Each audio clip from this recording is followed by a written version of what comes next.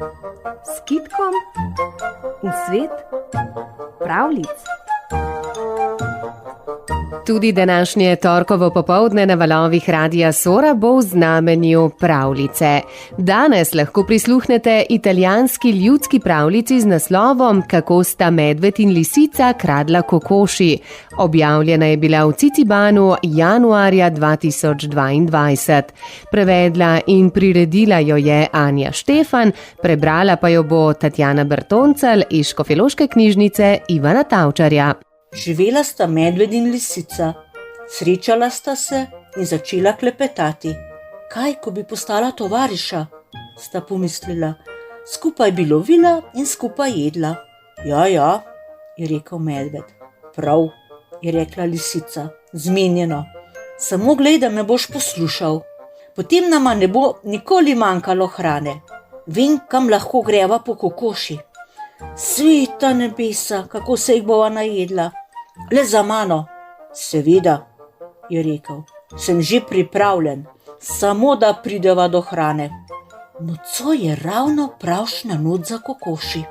Jaz bom šla spredaj, je rekla lisica, ti bo šel zadaj, pa bo. In sta šla. Hodila sta po neki poti, po neki cestici, še precej daleč. Potem sta na travniku zagledala hišo in pri tej hiši so imeli kokoši. Veliko kokoši, morda celo okoli 100. Poglej tisto hišo, je rekla lisica. Tam so kokoši in zdaj se bova poskušala znajti. Ko bova videla, da gospodar odhaja iz kurnika, še malo počakava, potem pa... prepusti meni, boš videl, da bo šlo. Ne bom te pretentala. Tako je rekla, goljufivka. Počakala sta torej, da je gospodar odšel. Potem je lisica zlezla k okencu, razbila je šipo in zlezla v kurnik. Pridi, kar naprej, je poklicala. Saj sem ti odprla. Boš videl, to bo pojedina. Medved je zlezel v kurnik in potem sta jedla in jedla. Lisica, ki je bila prebrisana, je tu in tam poskusila, če še lahko zleze skozi okno, če ni že predebela za tisto luknjo. In je šlo, z muko, kajti imela je že zelo velik trebuh. A je šlo. Botrček, je zaklicala, ko je bila zunaj. In šment, že je ni bilo več. Čakaj, si je rekel medved. Tu sva prišla, tu je odšla. Morda bo res čas, da tudi jaz zlezem ven. Poskusil je. O moj bog, kako naj tako velik trebuh stisne skozi tisto luknjo? Kajti vedeti morate, da je bilo prej v kurniku 100 kokoši, zdaj pa le še 2, skoraj vse sta pojedla. In medved ni mogel nikamor. Trudil se je, nazadnje pa omagal in kar tam zaspal. Lisica pa je zunaj našla drn in drnulje so bile ravno prav zrele.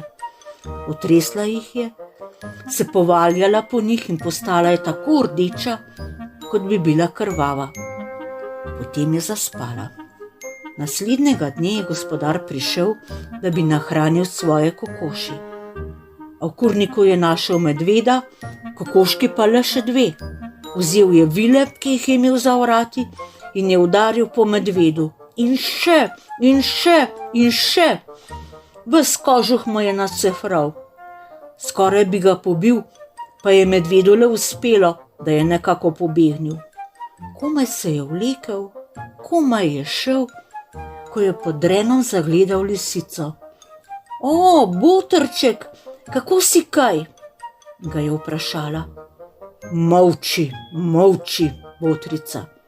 Ne morem več, prav ne morem in ne morem več. Kakšen tepež, koliko udarcev, kako je padalo po meni. Au. Mene poglej, je rekla lisica, ne vidiš, kako sem krvava? Joj, ampak jaz, poglej moj kožuh, ves je raztrgan, je stokal medved.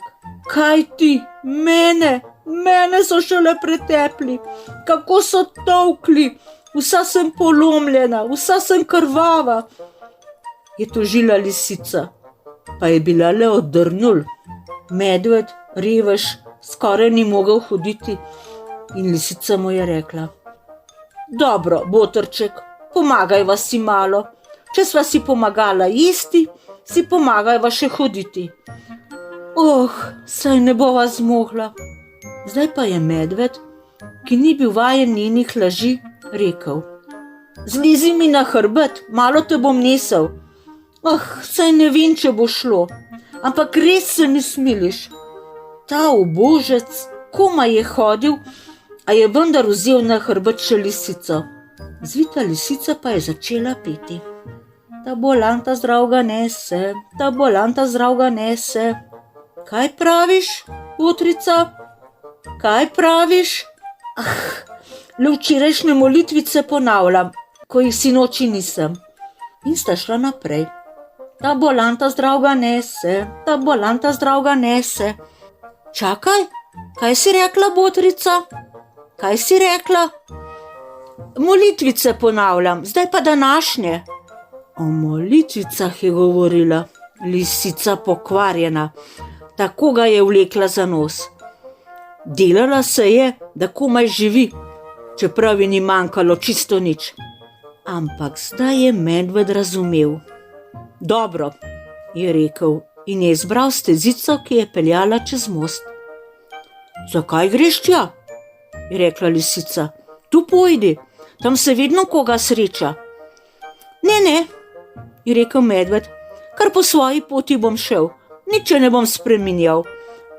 Vedno se je treba držati svoje poti. Zakaj bi upustil staro zaradi nove? Ne, jaz že ne, nikoli. Bil je že čisto nad vodo, ko je lisica spet zapela. Ta bolan ta zdravga nese, ta bolan ta zdravga nese. Takrat pa ta prumf jo je vrgal čez most in voda je odnesla tako daleč, da je ni videl nikoli več. Potem se je medved počasi upomogel. Kdo ve, če še vedno kje živi.